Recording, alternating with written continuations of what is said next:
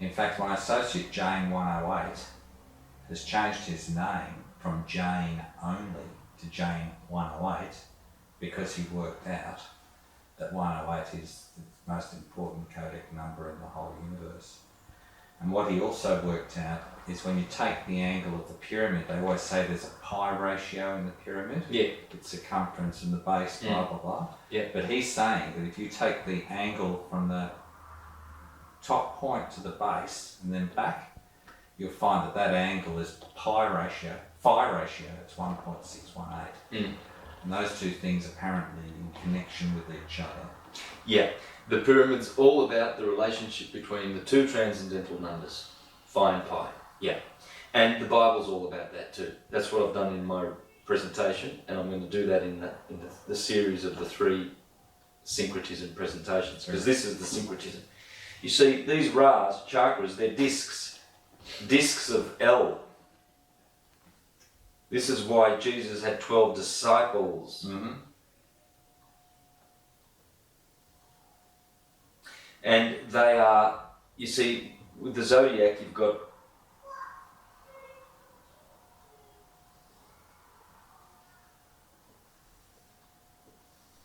"12 posts."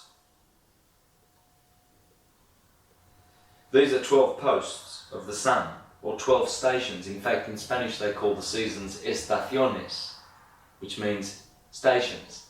So there's 4 stations of the sun, but originally they were 12 posts, 12 seasons, you see. Not originally, just concurrently.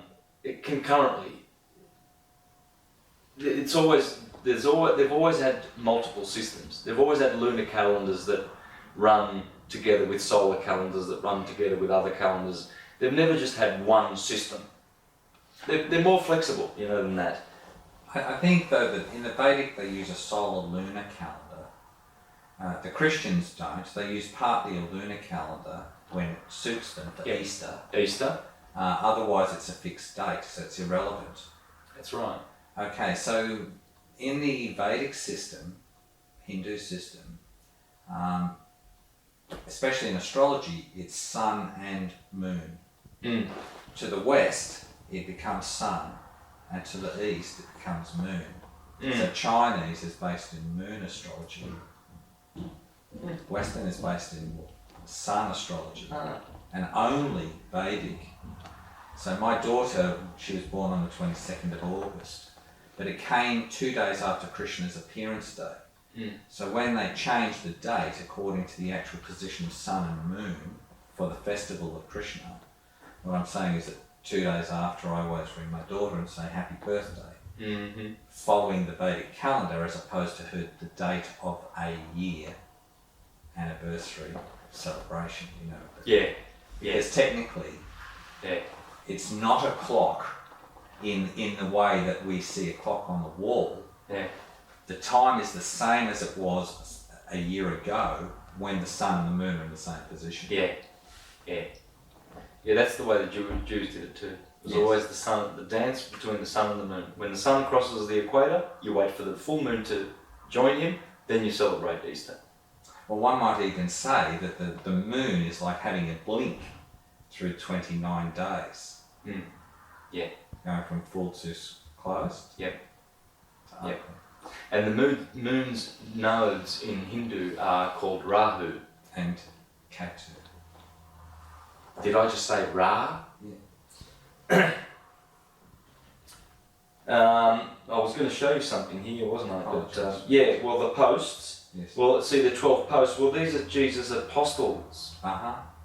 Because that's L. And you see, you don't. That's a silent T, isn't it? Yes. Apostles. But why is it there? Well, because it harks back to the original words. You see, sometimes they leave the words intact, hoping that we don't see them, because everything's hiding in plain sight. That's my job on this planet, to show how everything's hiding in plain sight. If I'm good at anything, it's that. Otherwise, I'm. But let me say though that, can I ask a different question then here? We're supposedly looking at our ancient forefathers, leaving these codex and information for us to explore and to work out. But I suggest that actually the universe is sorting us out. That not only are we investigating, but we become then instruments of a higher consciousness, and we pursue something heartfelt. We don't pursue anything from a mental point. Mm. It's our duty, it's our dharma, Mm-hmm. our occupation. Yeah. So what I'm essentially saying is that although we might be the bits of gravel in the sieve, some other energy is shaking the sieve to make sure the right groupings of humans come together to accelerate what they are researching and knowing. Yeah. Because what I'm seeing is that for instance, there's a person named Manly P. Hall, Mm-hmm. and you'll see he's very well versed in Hermetics, Gnostics. Yeah. I just used pictures from his in my last Since presentation. you've got the book there, and I'll just pull out what's important to me. So, when we look in the index, I'll show you this. Do you need glasses at all? Yeah, sometimes. Well, look at the very top word in the index.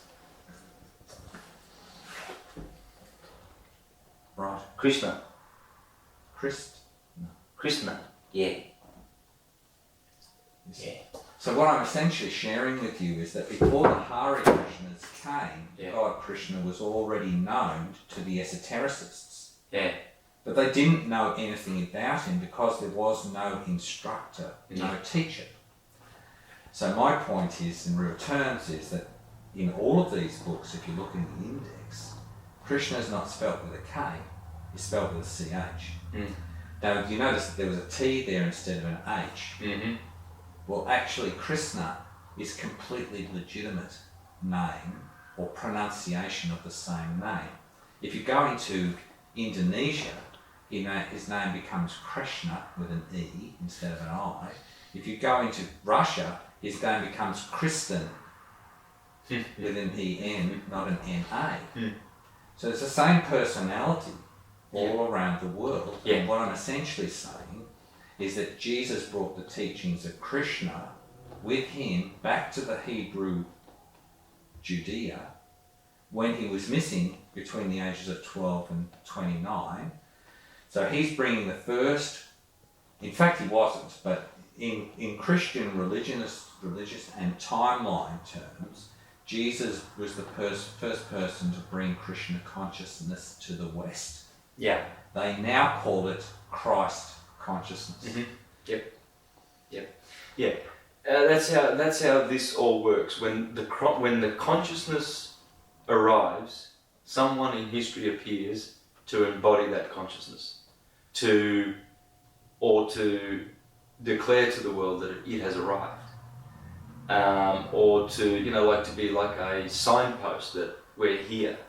And that's what we're supposed to do with Jesus as the historical Jesus. We're not supposed to have him as our saviour, as our only saviour, because what about the Christ within that the Apostle Paul was talking about, you see? And he was trying to tell the Hebrews or the Israelites back then, he was saying that you're rejecting the Christ within by being babes. And when you look at the word Christ, is also, see, we say it's always Ra in the middle or Re or whatever, but what we can do is the alphabet. For instance, if you do the alphabet, you've got A, B, C, D, E, F, G, H, I, J, K, L, M, N, O, P, Q, R, S, T, U. That's all in a row. All those letters are lined up in a row in the alphabet. That's Christu. All you've got to do is just add the Ra or the I or the... What did you say? Krishna in Indonesia? Yes. E. Etc. That's all you've got to do.